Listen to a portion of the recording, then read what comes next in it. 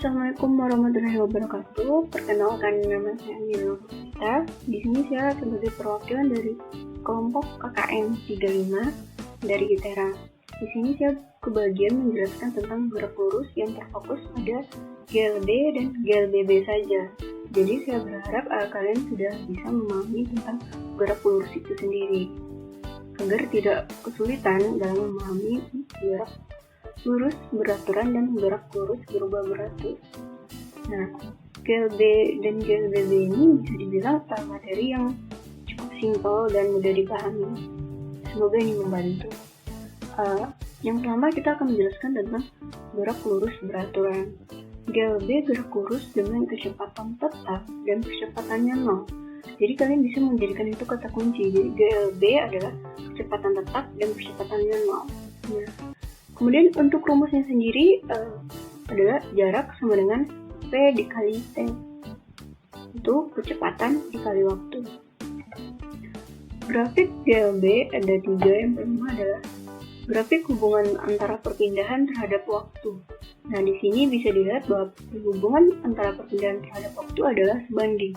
Semakin lama waktunya, maka perpindahannya pun semakin jauh. Kemudian ada kecepatan terhadap waktu. Seperti yang dijelaskan di awal bahwa pada GLB kecepatannya tetap dan kecepatannya 0. Nah, coba kita lihat. Nah, yang dijelaskan kan kecepatannya terhadap waktu adalah konstan, kecepatannya terhadap waktu adalah 0 atau tidak ada sama sekali.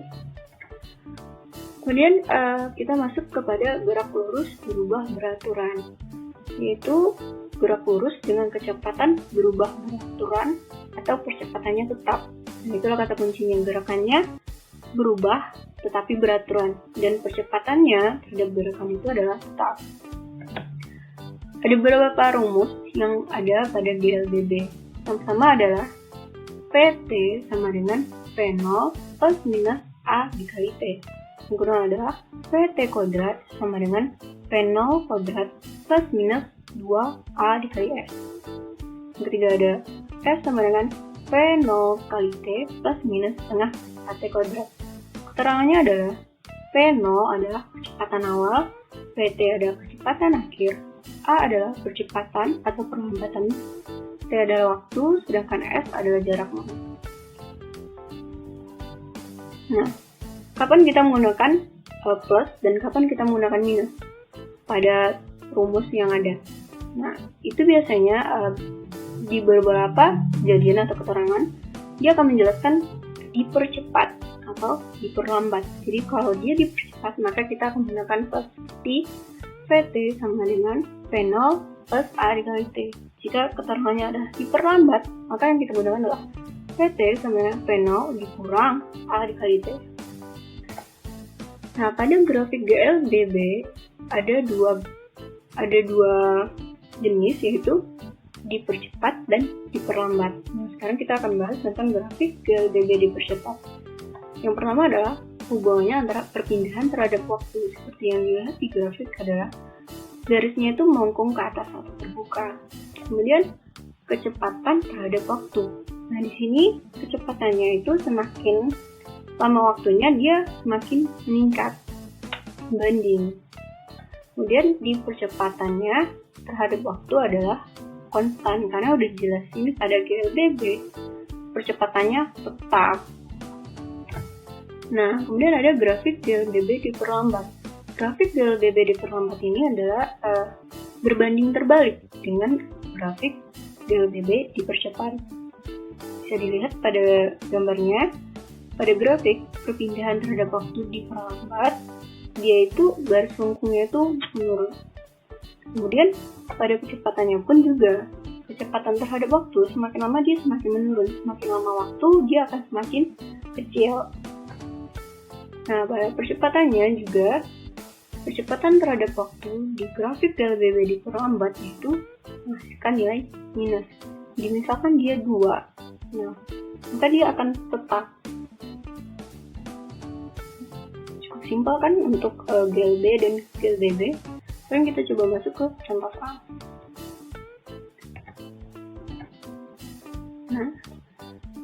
Nah, untuk contoh soal sendiri, saya menyarankan jika untuk bisa menyelesaikan soal dengan lebih baik, untuk soal itu kita harus mengetahui apa-apa aja data atau nilai-nilai yang diketahui di dalam soal. Itu akan memudahkan kita dalam menyelesaikan soal. Contohnya, pada sebuah benda bergerak dari keadaan diam, berarti V0-nya adalah 0 dengan percepatan tetap. Percepatan tetap 4 meter per sekon 42. Kalau dia tetap, berarti dia termasuk ke dalam GLBB.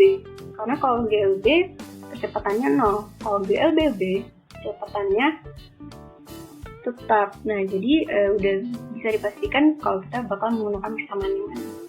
Kemudian benda setelah 5 sekon berturut-turut. Jadi kecepatan dan jarak yang ditempuh benda setelah 5 sekon berturut-turut. T sama dengan 5 sekon. Oke. Sekarang kita coba masuk ke penyelesaian. Yang diketahui tadi adalah F0 atau kecepatan awalnya adalah 0 karena benda diam. Percepatannya adalah 4 meter per sekon pangkat 2 dan T adalah 5 sekon. Yang adalah F hijau. Menggunakan persamaan GLBB, udah tahu tadi alasannya kenapa kita menggunakan persamaan GLBB itu dikarenakan karena percepatannya tetap. Nah, penyelesaiannya adalah Ft sama dengan F0, Pt sama dengan V0 plus A dikali T. V0-nya adalah 0 plus A-nya adalah 4 meter per sekon pangkat 2 dan T-nya adalah 5 sekon. Hasilnya adalah 20 meter per sekon. Jarak yang ditempuh benda yaitu V0 dikali T plus setengah AT pangkat 2. Nah, bisa dilihat kan? Jadi hasil akhirnya itu dapat disimpulkan bahwa kecepatan pada benda, jarak yang ditempuh benda setelah 5 sekon yang berturut-turut adalah 20 meter per sekon untuk kecepatan dan 50 meter untuk jarak. Oke, baiklah, terima kasih. Semoga penjelasan ini dapat membantu dan semangat untuk belajarnya. Dadah.